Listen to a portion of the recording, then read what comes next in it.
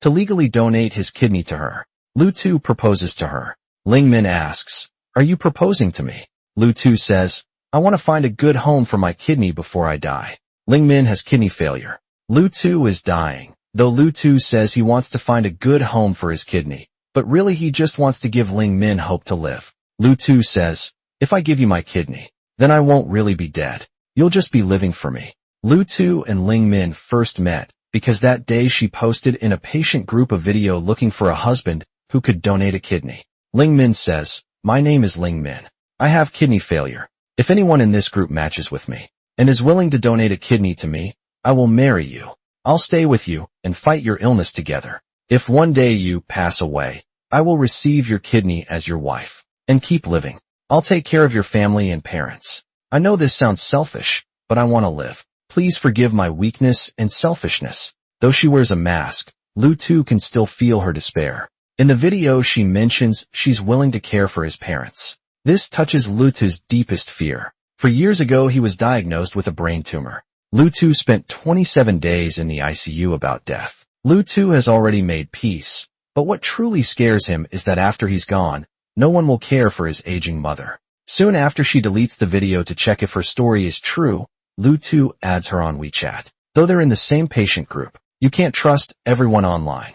Lu Tu needs to confirm her identity. He must also check if she can really take care of his parents. They agree to meet tomorrow at 12:46 p.m. Lu Tu sends the meeting address. He also shares a secret code. The code is, "Cool dude. What's your reply?"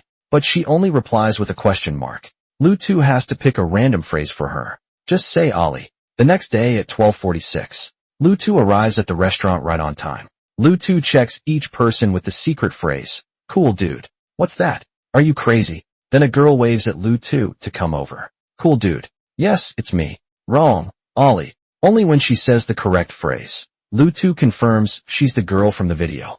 "Hi Lin Min, I'm Lu Tu." Ling Min. Lu Tu thinks her name is Lin Min, missing the G. Ling Min doesn't care to correct him.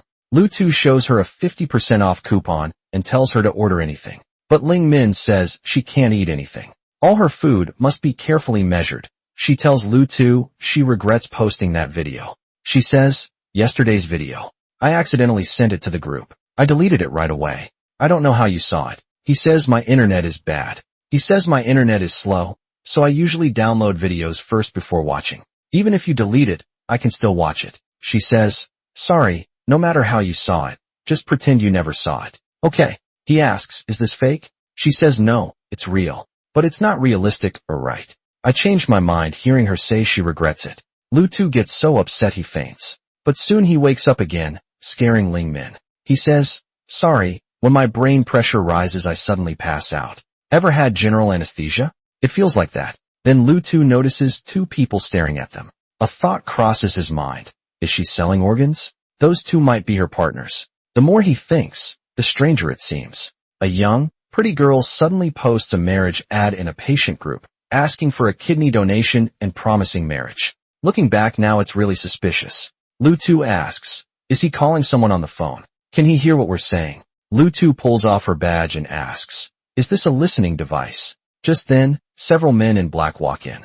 Lu Tu thinks they must be here to kidnap him and steal his organs. So Lu Tu pulls out his meal card claiming it's a police badge. 3rd Criminal Police Unit on duty. "Tell your gang not to move. You're surrounded. I know ancient martial arts." As the men get closer, Lu Tu stands up and performs ancient martial arts moves. But it turns out the men in black are just going to the next table to meet friends for dinner. Embarrassed, Lu Tu explains to Ling Min that he made a mistake. He tries to tell her his tumor affects his nervous system, making him see things that aren't real. But before he can finish, Ling Min angrily takes her badge and leaves. Maybe it's because of his brain surgery, but Lu Tu often misunderstands things. He thinks Ling Min's reaction is just her way of testing him. If she can test me, then I can test her too.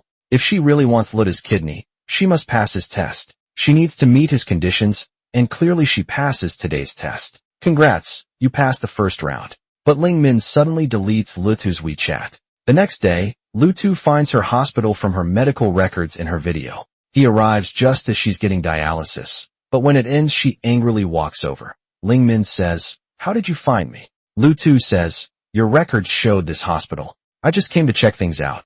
Ling Min snaps. Who said you could check on me? He replies, you want my kidney but won't let me investigate. Ling Min hisses, keep your voice down. Lu Tu smirks. Why so nervous? Ling Min says, was I unclear yesterday? I don't want to do this anymore. Lu Tu nods. You're testing me too. You think I'm an organ trafficker, right? Ling Min groans. What's wrong with your brain? She explains again that she posted the video when she was upset. Now she's not thinking about a kidney transplant. She even threatens to call the police if Lu Tu keeps following her. But Lu Tu still believes she's just testing him. He thinks she's checking if he's serious. So he decides to play along. He says, fine, then I'll make 3 points. But Lu Tu still thinks she's just testing him. Again, Lu Tu believes she's checking if he's serious. Since she wants to keep playing this game, Lu Tu decides to show how smart he is. He says, if you talk like that, I'll make 3 points. This hospital is so big. How do you know I'm following you? Second, Lu Tu suddenly realizes he shouldn't show all his cards at once. Lu Tu decides to just make this 1 point. Maybe Luta's plan works, because Ling Min can't reply. Then she turns and leaves for the second part of his test. Lu Tu goes to Ling Min's apartment. He writes down everything about her in a notebook. Lu Tu needs to know all about her life. If she's going to help care for his mother, Lu Tu must be sure she has the skills and good heart for it. Suddenly, Ling Min runs downstairs, grabs Luta's notebook and throws it down. She even stomps on it. Ling Min yells, spying on me at my home now. You still say you're not stalking me. Are you some kind of creep? Was I not clear enough before? Lu Tu says, which question should I answer first? Ling Min snaps. Are you really this dumb, or just pretending? Lu Tu says, I'm just doing the second phase of my evaluation. Ling Min says, if I pass all your tests, what will you do? Lu Tu says, don't be so confident, my tests are really hard. Ling Min says, what do you actually want? Lu Tu says, if you pass the tests, then, as you said, we'll get married. I'll give you my kidney, and you'll take care of my mom. Ling Min says, I'll say this one last time. I won't marry you. I don't want your kidney, and I won't take care of your MOMDO. You understand now? Lu Tu says your kidney isn't failing. Ling Min says it is. Lu Tu says, then why won't you take mine? Ling Min says because it's not realistic. Lu Tu says so this whole thing is fake. Ling Min is about to lose her mind. She says, fine, test me then. Follow me around. I must have the worst luck to meet a crazy person like you in a cancer support group. I give up. I accept it. I'll just see this as punishment for my reckless actions. I'll treat it as a trial. I deserve this. Okay. Ling Min finally gives in. She finally accepts Lu Tu's right to test her. Lu Tu writes in his evaluation book, she has a bit of a temper. After that, no matter where Ling Min goes, Lu Tu follows her. He doesn't think this is stalking. He calls it responsible evaluation. To truly understand someone, you must observe their whole life. When she shops for bridesmaid dresses with friends, Lu Tu watches from outside. When she buys groceries, Lu Tu quietly follows. Even at night, Lu Tu waits outside her window. When she goes for dialysis, Lu Tu accompanies her. But one day Lu Tu gets too tired and falls asleep on the hospital couch. When he wakes up, she's gone. Lu Tu panics. He rushes to her door and keeps peeking inside. He needs to know she's there and that she's safe. Ling Min says, what upgraded from stalking to peeping? You scared me. Lu Tu says, I woke up and you were gone. I thought something happened. Ling Min says, relax, you're my only enemy. Lu Tu says, it's just that I had a dream. You died from complications during dialysis. Ling Min says, stop cursing me.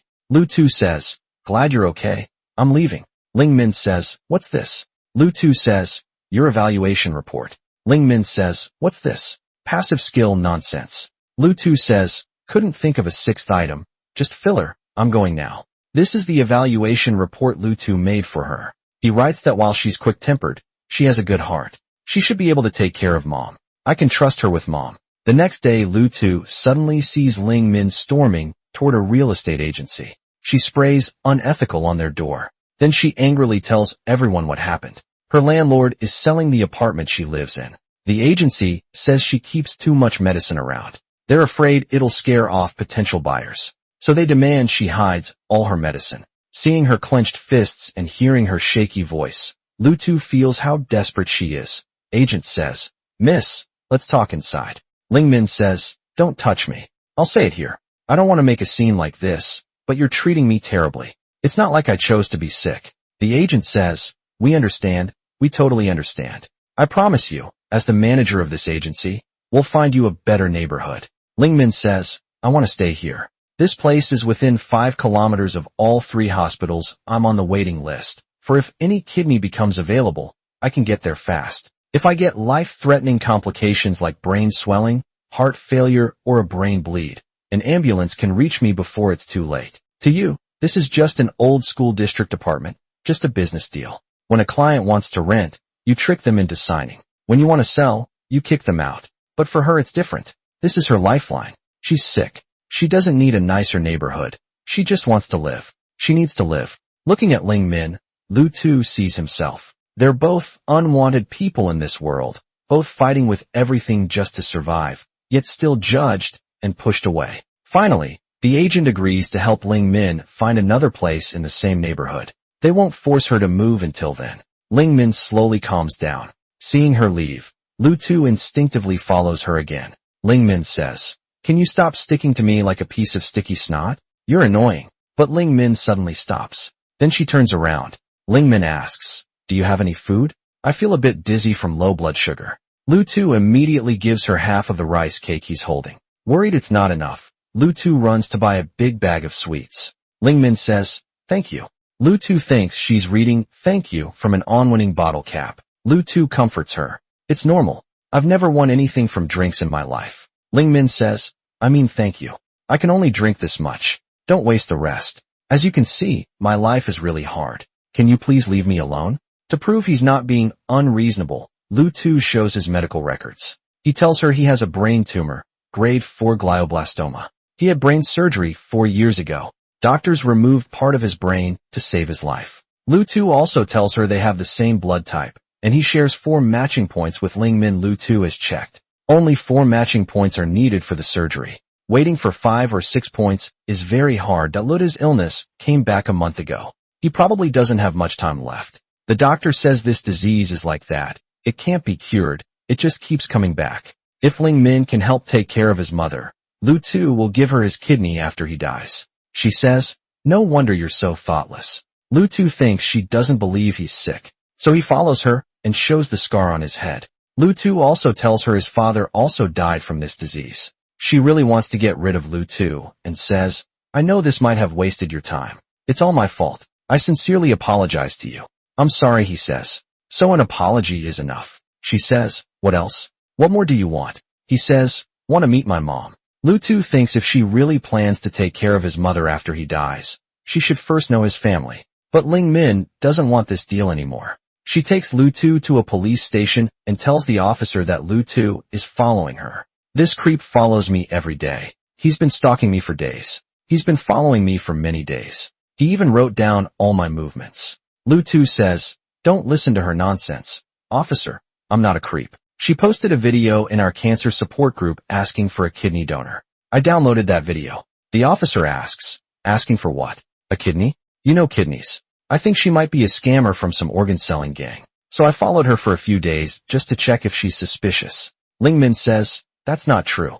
The officer says, You both seem suspicious to me. Come with me at the police station. The officers tell them what they're doing is illegal. Even between married couples, you must be married for 3 years first. That's when Lu Tu realizes all his stalking, watching and checking were pointless. Ling Min says, Lu Tu, you heard what the officer said, right? You don't have to listen to me, but you should listen to the police. This isn't just unrealistic, it's illegal. Did you hear me, Lu Tu? At that moment, Lu Tu feels completely hopeless again. His mother will have no one to take care of her again. His death will also be meaningless. The officer asks, What about the young man? He left his medical records here. Thank you. After that, Lu Tu and Ling Min never see each other again, until the day of Ling Min's best friend's wedding.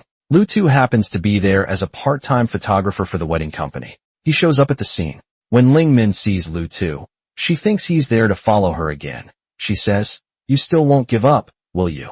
This is my best friend's wedding. I'm warning you, don't cause trouble. He says, I'm the photographer hired by the wedding company. I'm working. When you were dancing earlier, I took some close-up shots of you. They're very clear. I can send them to you later. She says, I don't need them. Just don't tell anyone. You know me. After that, Lu Tu stays busy with filming. He doesn't pay attention to her anymore, until the game segment starts. Lu Tu notices that when it's Ling Min's turn to pass the paper, The groomsman next to her swallows the paper in his mouth. He wants Ling Min to kiss him. Everyone around them starts cheering. Kiss, kiss, kiss, kiss. Ling Min glances at Lu Tuesday. It looks like she's asking for his help. Lu Tu immediately rushes forward. You pervert, what are you doing? Security, call security, grab him. Security. Someone, call security quickly. Soon security arrives. They take Lu Tu to the security room. Lu Tu quickly explains that the other guy acted like a pervert first. Ling Min asked for his help. That's why he acted. But Ling Min denies it. She says, that's nonsense. He says, why are you denying it? She says, there was nothing to deny in the first place. He says, if she hadn't asked for my help, I would never have hit anyone. I know ancient martial arts, but I've never been in a fight my whole life. You can ask my teacher if you don't believe me. She says, I don't even know you. Why would I ask you for help? He says, then why did you make eyes at me? She says, who made eyes at you? He says, just admit, you looked at me. She says, well, I might have glanced your way. He says, when you looked at me, did you make this kind of face at me? She says, that's disgusting. I would never make that face. He says, I might not have copied it perfectly, but she definitely made a face at me. Something like this, she says, I swear. I just glanced at him normally.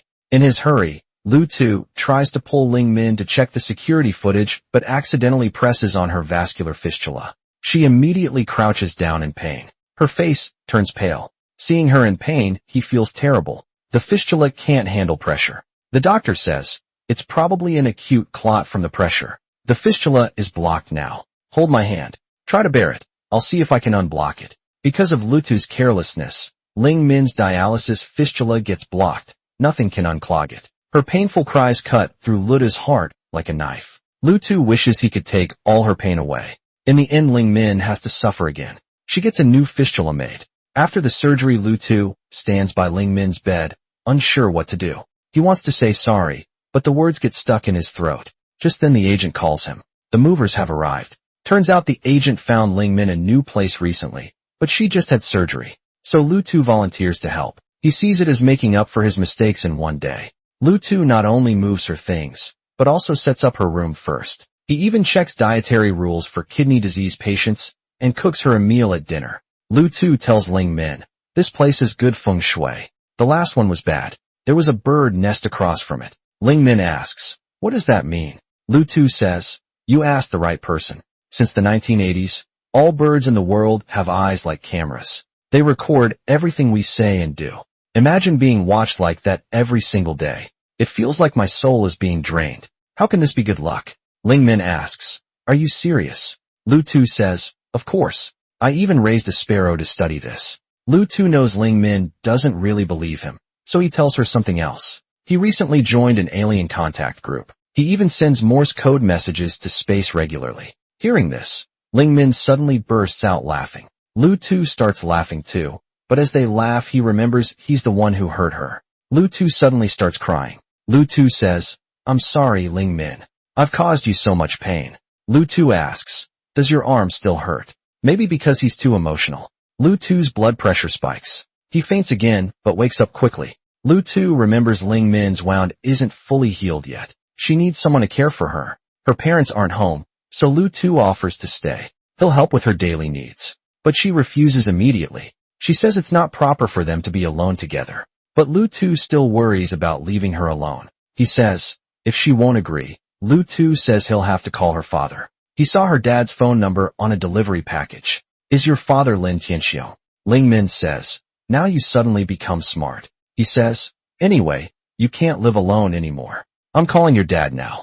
Ling Min says don't. Turns out Ling Min's grandma has been sick recently. Her parents are busy taking care of her. She doesn't want to trouble them more. Finally, Ling Min agrees to let Lu Tu stay. But the moment she turns away, Lu Tu gets thirsty and drinks from her cup. He takes a big gulp of the drink. Ling Min says, don't swallow. Lu Tu says, what's wrong? Ling Min says, that's my urine sample cup. He says, but it doesn't smell like urine at all. Ling Min says, kidney patient's urine has no smell. Didn't you know that? Since Ling Min's arm fistula hasn't healed yet, the doctor puts a temporary tube in her neck for dialysis. Dialysis sessions are always long and boring. Ling Min plays music from her phone, like usual, but Lu Tu thinks it sounds bad. He takes her phone and puts it in a cup. Lu Tu says, My mom says music sounds better with echo, even better than speakers. In the following days, Luta stays with Ling Min every day. He helps check her blood pressure. He records how much water she drinks daily.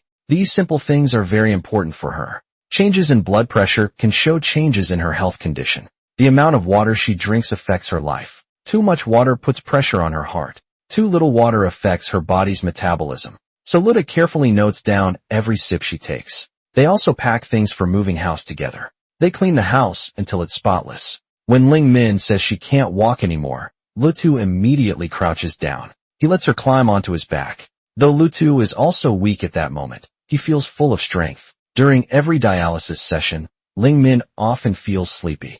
Luta always supports her head when she nods off. Ling Min asks, "What are you doing?" Luta says, "You fell asleep just now. I just held your head." One day, Luta writes Ling Min a pledge letter. He calls it a pledge letter, but it's actually an apology note. The difference is, if Ling Min presses her fingerprint on it, she can use it to ask Lutu to do anything. That's not against the law. It's his way of making up for all the trouble he caused her. Ling Min says, "You wrote the word pledge wrong. You used the word for hair instead." Lutu says, "I think hair fits better because breaking a pledge means losing your head." She says, "Idiot." Because of her surgery, Ling Min can't shower these days. Her body feels very itchy. She asks Lutu to scratch her back. Then Ling Min says she can't even take off her clothes. Suddenly Lutu gets an idea. The next day Lutu brings his mother over. She helps Ling Min shower. But before they enter the bathroom, Lutu reminds Ling Min, "Don't tell my mom about my illness coming back."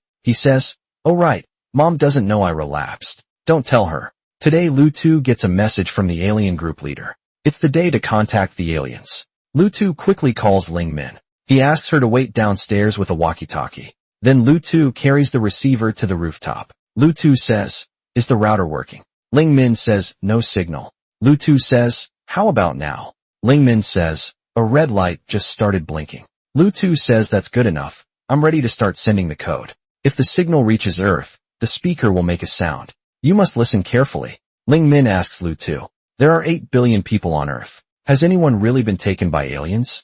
Lutu firmly tells her it has happened, but only their consciousness is taken. Their bodies stay on Earth and fall into a coma. Once the consciousness is fixed, the aliens send it back. Then the person wakes up just like the race car driver Schumacher.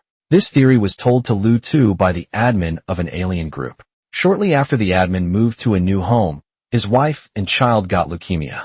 Not long after his wife passed away, his son fell into a coma. Then one day a light shone into the admin's house. A voice told him his son's consciousness was taken to be fixed, and, amazingly, his son woke up a few days later. He asks, "Isn't that amazing?" She says, "Pretty amazing." He says, "But the chances are super low, 1 in 300 million. She says, "That is low." He says, "Do you know a kidney disease patient posted a video asking for a kidney donor and deleted it within 1 minute? But someone still saw it, and that person has a brain tumor, but matches the patient in 4 key ways. The chances of all this happening together are about 1 in 300 million too." Ling Min says, "You're making this up." He says, "It's true. I downloaded an app to calculate the odds." She says, "Well, good luck then." He says, "If I succeed, I'll save a kidney for you. I'll just reset to factory settings anyway. They'll give me a new pair." Ling Min says, "Why save it? Transplants aren't legal." Lutu did his research. If they marry and he dies, Ling Min gets priority for his organs. Ling Min says, "Oh please." Lutu says he paid $18.80 online to check their marriage. Compatibility is high plus. Ling Min's last name starts with L. Luta's last name also starts with L. Isn't that fate? And when Ling Min trims her nails, does she start with the pinky finger? Lutu does too. Lutu says, "I've got a broken brain. You've got broken kidneys. One of us is reckless, the other is grumpy. They actually make a good pair." Ling Min says, "That almost sounds like a confession to me." Suddenly Lutu falls into deep thought. He doesn't answer Ling Min. Lutu thinks about his illness. Soon their conversation turns more serious. Lutu tells Ling Min back. Then he spent 27 days in the ICU. He didn't know if he'd live to see another day. During that time his mother worried constantly. She slowly became an alcoholic. She couldn't sleep without drinking. And Ling Min starts talking about how her father changed after she got sick. She says her dad used to be carefree, But after she fell ill, he became overly cautious in everything he said and did. Ling Min says she's scared her dad might get sick from all the stress. At that moment, Lu Tu realizes Ling Min feels the same way he does. She also carries this guilt. They always thought only the sick person suffered, but in reality, everyone who loves them suffers too, and their pain is often deeper because they can't do anything. They can only watch their loved ones in pain, but can't share their sickness. This feeling of helplessness hurts more than the illness itself. Lu Tu asks, "Are you afraid of dying?" She says yes. Actually, Lu Tu isn't afraid of death. He's afraid no one will take care of his mother after he's gone. Ling Min says, "Don't worry. If that day ever comes, I'll take care of her." Lu Tu says, "You already struggle to take care of yourself. How could you have energy for others?" Ling Min says, "True. They're like two empty soda bottles, both hoping for one more drink." Lu Tu says he probably has no chance left in this life. He might be stuck with, "Thanks for playing." Ling Min says, "Don't talk like that. Show me your Aologi spirit." Lu Tu says Aologi. Ling Min says Aologi, Aologi. They all shout this simple word together. It sounds silly and childish, but right now it means hope. It means strength. Lu Tu thinks maybe he should do as Ling Min says. Show that Aologi spirit. Maybe he should keep believing in miracles, even though reality is harsh, even though the hope is very small. Ling Min says, "Lu Tu, actually you're pretty great." Lu Tu asks what? "The signal is bad. I didn't hear you." Ling Min says, "I said you're pretty great." Lu Tu asks what? When he says this, Luta's heart is breaking. He really wants to admit he heard her. He really wants to tell her he thinks she's great too. But he has to keep his distance. He has to protect both of them. He can't let their feelings grow too deep. Lu Tu knows he is a dying man. He can't add more emotional burden to her. Even though holding back hurts, this is the last thing he can do for her. Protect her from the pain his death will bring, even if it means he must bear this pain alone. But this is Luta's choice and his duty. Soon Ling Min's arm gets better. Luta's mom invites her over for dinner. While cooking, Mom always plays her favorite old song, "Let's Shake the Sun Together." At dinner they talk about family and work. Ling Min says she used to be a tour guide. After getting sick, she started writing articles for the travel agency's website. Her mom mentions that next month some of her old friends want to visit Changsha. She asks Ling Min for help to book a good tour for them. Ling Min says, "No need to book a tour. I'll show them around myself. I know Changsha inside out."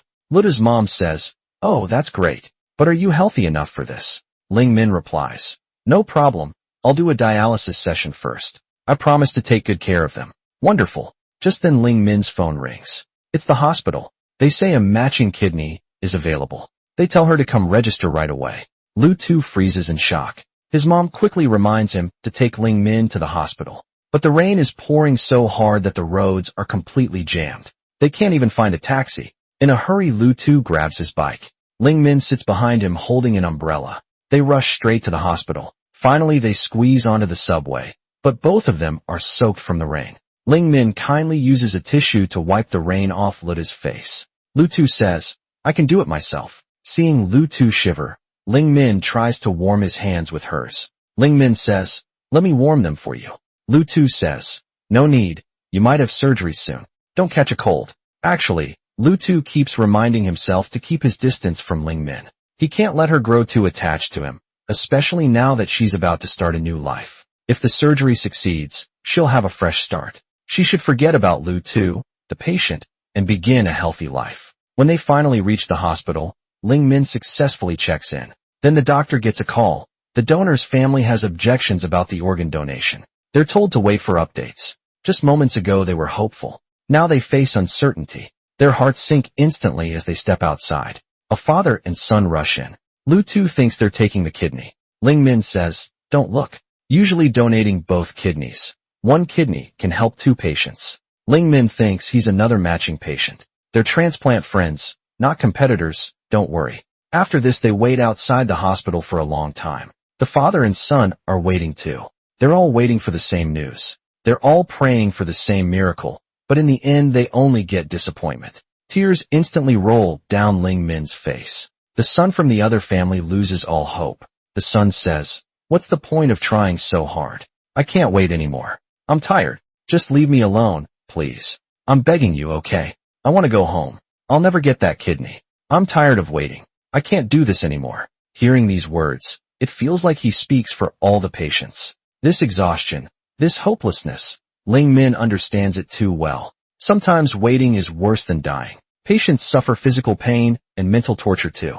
Hope after hope. This cycle is scarier than the illness itself. It can wear down all of a person's willpower. Looking at Ling Min's expression, she tries to stay calm, but Lu Tu can still see the shock in her heart. She says, "Let's go eat. I was just thinking. I forgot to take out the trash before leaving. If I really have the surgery and go back, the house will be full of cockroaches. Let's go." On the way back, Ling Min sings the song, "Shake the Sun." Let's shake the sun together. Don't miss the good times. Ling Min says, "Is shake the sun bad grammar? Why would you shake the sun? It doesn't make sense." He says, "Let's get married." Ling Min says, "Are you proposing?" Lu Tu says, "I want to find a good owner for my kidney before I die." Ling Min says, "Don't worry. Someone as lively as you might outlive me." Lu Tu says, "The doctor said, before my condition gets worse, I'm just like a normal person. But once it starts worsening, it's basically over within a week. If I give you my kidney,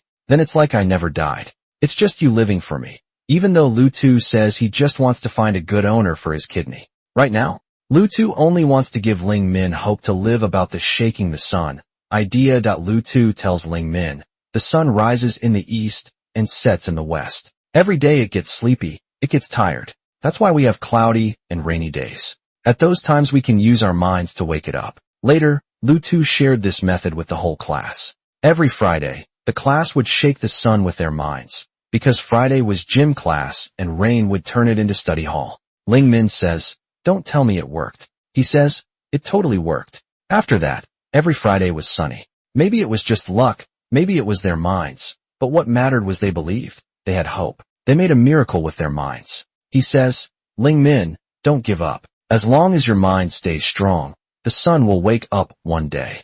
Lu Tu remembers on the rooftop. Ling Min cheered him on with an aioli gay spirit. But now they seem to switch roles. Now Lu Tu becomes the one cheering her on. He says, "Please think again about getting married." The next day, Lu Tu and Ling Min go to the marriage registry. It all feels like a dream. Yesterday Lu Tu was worried she would say no, but today they get their marriage certificate. They take photos together at the registry. Ready 3, 2, 1. After leaving the registry, Ling Min says they should have a wedding. Then she takes Lu Tu to a restaurant. She finds their tour guide. She gets a chance to speak on stage. Ling Min says, "Hello everyone. The beautiful lady your guide mentioned is me. I may not be that pretty, but today is truly the most beautiful day of my life. Because just now my love, Lu Tu and I, got married at the registry office. Lu Tu, come up here. Come on stage." Sadly, our family and friends aren't here. But for such a big event, we can't have it too quiet, right? We saw everyone wearing red hats. It's such a happy scene. So we decided to join the celebration. Let's join the fun together. Okay, we'll add 2 special dishes to each table. 1 plate of braised pork and 1 plate of fish head with 2 kinds of peppers. It's our treat. We hope you'll give us lots of blessings. Thank you everyone. Hearing their blessings, their hearts fill with happiness. These people don't know them, but their blessings are sincere, their smiles are warm. There are no fancy decorations here, no expensive wedding dress, but there's true love. There are warmest blessings and most special memories, and so they have a one-of-a-kind wedding. Later, on their way home, they chat and laugh. But when they reach their door, Ling Min sees an old acquaintance. Her heart suddenly tightens. Before Ling Min can react, the person walks toward her. They ask to talk somewhere private. Ling Min agrees. She tells Lu Tu to go home first. But Lu Tu is worried. He quietly follows them. She says, "This is the wedding fund we saved together back then. There's 7,600 yuan in total. I didn't touch a single cent. The password is still the old one. Ling Min, I'm not here to ask for money. I want to get back together with you. Can you give me another chance?" When Lu Tu sees Ling Min's ex holding her hand again, he feels terrible inside. He thinks they might have had real love between them. They might have been truly close. But Lu Tu hasn't even properly held her hand yet. Their marriage might just be a business deal. Just then, Ling Min suddenly appears behind Lu Tu. "What are you looking at?" Lu Tu says. "I was worried he might hurt you, so I followed you. Legally speaking, I am your husband." Ling Min says, "Only legally." Lu Tu says, "Then I'll try not to think about things beyond the law. After all, I don't have many days left to live." Ling Min says, "Stop talking nonsense." Once again, Lu Tu uses death to avoid talking about feelings. But suddenly he sees tears rolling down Ling Min's face. Lu Tu steps forward and wipes them for her. Then he licks his finger that touched her tears. Ling Min says, "What are you doing?" Lu Tu says, "You told me before that kidney failure patients' urine doesn't smell. I wanted to see if your tears aren't salty anymore either." Ling Min says, "Lu Tu, you're such a big fool." Lu Tu says, "I'm missing a piece of brain tissue, remember?" Ling Min starts laughing through her tears at his words, but soon her laughter turns back to tears. Right at this moment she kisses Lu Tu for the first time. At this moment Lu Tu feels like time has stopped. He feels her warmth, her acceptance, and her true feelings for him. She really does love Lu Tu.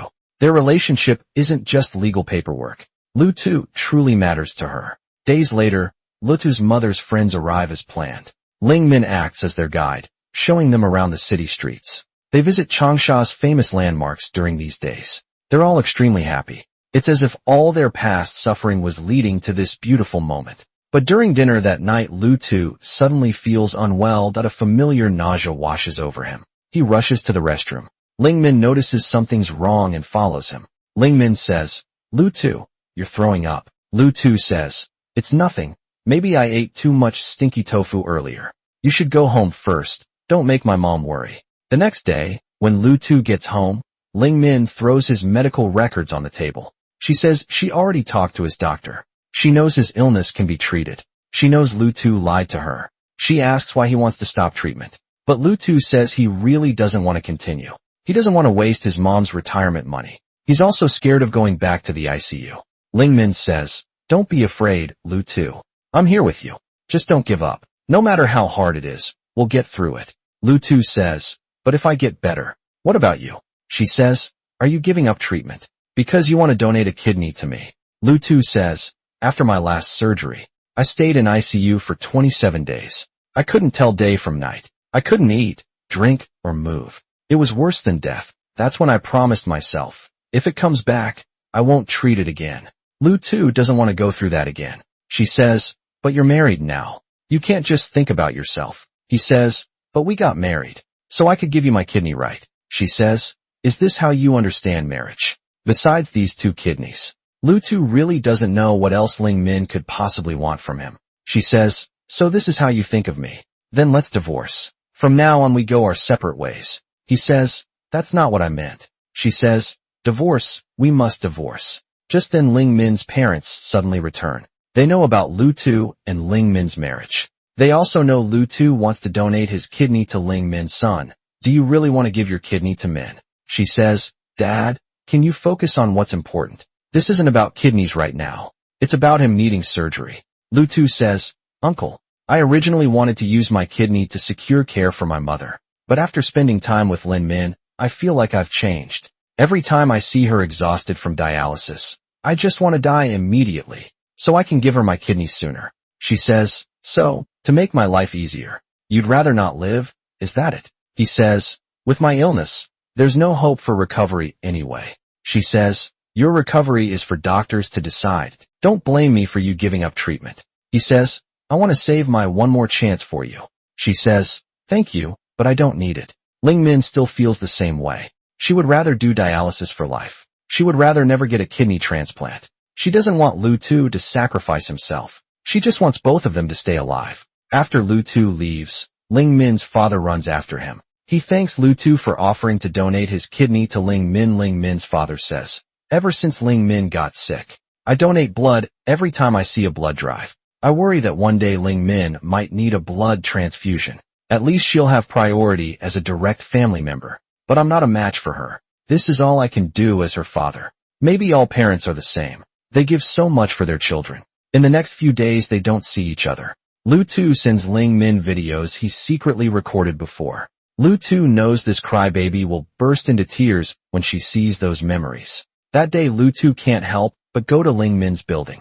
He wants to see her, but she still refuses firmly. Ling Min says, if Lu Tu agrees to get treatment, she'll let him see her every day. But Lu Tu still says no. Ling Min says, "Then let's get divorced 9 a.m. tomorrow. I'll wait for you at the Civil Affairs Bureau." But the next day, Lu Tu's condition suddenly gets worse. He's stable for now, but if he doesn't have the surgery soon, he might not wake up next time he passes out. Lutu's mom says, "You always said his checkups were fine." The doctor says, "When did I say that?" Lutu's mom says, "You told me on WeChat." "Look, see." The doctor says, "That's not my WeChat account, Mom." Lutu says, "I did it. I made a new WeChat account. I used the doctor's name and photo to add you." His mom says, "Why would you do this? Why did you lie to me?" Lutu says, "I don't want treatment. I don't want it." His mom says, "Say that again." Lutu says, "I don't want surgery. I'm tired of living." His mom says, "You're tired of living. So that's why you refuse surgery. Did you promise Ling Min something?" Lutu says, "This has nothing to do with Ling Min." His mom says, "Then why would you do this? What about me? Say something, talk to me." Lutu keeps telling himself his death would be a relief for everyone. But he never really thinks about his mother's feelings. He never considers what losing a son means to a mother. Lutu thinks his death will make her life easier. But actually, it would be the hardest blow for her. A parent burying their child is life's greatest tragedy. Yet Lutu is willing to make his mother suffer this pain. The next night, Lutu goes to the rooftop again to contact the aliens. Ling Min suddenly appears. Lutu knows his mother must have sent her to convince him about the surgery. But Ling Min says she's not here to persuade him this time. She's here to order him. Then she shows him their signed agreement. "You said this yourself. The fingerprint makes it official. Don't tell me you're backing out." Lutu doesn't answer Ling Min. Instead, he tells her he's realized something recently. The surgery 4 years ago was his second chance. He got 4 extra years to live, years of fun and happiness. He even met a girl he likes. They fell in love and got married. He feels very lucky already. For him, it's like winning a prize. Ling Min comes to talk with Lutu about winning prizes. Today, Ling Min has a college classmate. He bought drinks at the cafeteria. He won one more bottle 17 times in a row. Lutu says that's so lucky. She says you can do it too. This bottle will win. Open it and see. He says, "Are you sure? Did you do something to it?" She says it's brand new and unopened. He really wins a prize. Then Ling Min takes the bottle and closes the cap. She takes out her phone. She shines light through the bottle bottom. You can actually see if it's a winner beforehand. She says there's no such thing as luck. That classmate's dad works in cafeteria supplies. He already put all the winning bottles in the fridge. Now don't you think one more bottle isn't so special anymore? She says, "I've heard this saying. Each of us gets to choose our own life story after reading it. But when we're born, we forget what we chose." He says, "No way my life story is so bad. If I had seen it, would I still choose it?" She says, "My story is bad too, but I believe in myself. Since I chose it back then, there must be a reason for my choice. Bad or failed, it doesn't matter. It's all temporary." He says, "Maybe my brain tumor is meant to inspire me to contact aliens. Maybe I can become an alien communication expert later." She says, "That's possible." He says, "But the price is too high." She says, "The bigger the price, the bigger the reward. Look at Hawking." He says, "That makes sense. Maybe I can win a Nobel Prize later." She says, "Exactly. You should think more about happy things. Always worrying about small stuff is tiring. Don't you get tired? Just live freely like before. Isn't that better? Cry when you want, laugh when you want. If you're upset, just shout. Come on, you got this. Just do it." Maybe she's right. Maybe Lutu should let his feelings out. He shouldn't keep all the pain inside. If he wants to cry, he should cry. If you want to shout, then shout. Maybe Lutu should really try to see things differently. But Lutu still worries the surgery might fail. He worries about possible side effects. He worries his story might have no next page. Then Ling Min picks up the oath letter. Again, the oath is right here. No room for arguments. Ling Min tells Lutu, Lutu's arrival changed her life too. She doesn't want to live for Lutu. Ling Min says, "I want to live with you." Okay, Lutu agrees with Ling Min. But Lutu says he wants to see one more sunrise. They sit quietly together waiting from night until dawn, but the sun doesn't show up. Looks like the sun is taking a nap again today. No problem. Let's wake it up together. Let's go. Maybe this is why they met. They're both wounded people, both struggling in the dark, but when they come together they gain the power to wake the sun. Maybe they really can wake the sun. Maybe their willpower truly has strength. Maybe they can really live on together. Before the surgery, Ling Min shaves Lutu's hair herself. She also signs the surgery consent form as his wife. But before entering the operating room, Lutu gives her a piece of paper. Lutu tells her that if anything goes wrong, she should read this at his funeral. "Hello everyone, I am Lutu. By now I have left this world. The body is life's fortress. Mine has been broken for too long. I gave up long ago, But you, Ling Min, you help me hold on a little longer. You always think I'm foolish, but my secret skill is pretending to be dumb to avoid life's real pain. Only two people never saw me as a fool, you and my mom. Thank you, Ling Min. I have nothing to ask of you. I know you'll take care of everything perfectly, because your secret skill is never backing down. When life hits you hard, you turn into an unstoppable force. You fight against the world. My mom will be sad for a while. She'll cry and make a big scene. It's hard when parents lose their child. Stay with her during that time. Give her time to adjust. Luta faintly hears Ling Min reading his eulogy. After 17 days in a coma, Luta wakes up. I'm still alive. You're already reading my eulogy. You didn't react to anything else I said. Only when I read the eulogy did your eyes move. He says, maybe I was moved by my own story. She says, so vain. After leaving the hospital, they have their wedding. Luta used to think life was like bottle caps. Either try again, or thanks but no. He feared he was destined for thanks but no. So he desperately searched for meaning in death. But now Luta understands Ling Min was right. There's no such thing as luck. What seemed like chance meetings were meant to be. They met in a patient support group. Luta saved her deleted video. Their medical tests matched from strangers to friends, to lovers. This seems like a 1 in 300 million chance. But in truth it's two broken souls destined to find each other. They both feel unwanted in this world. Life has hurt them deeply.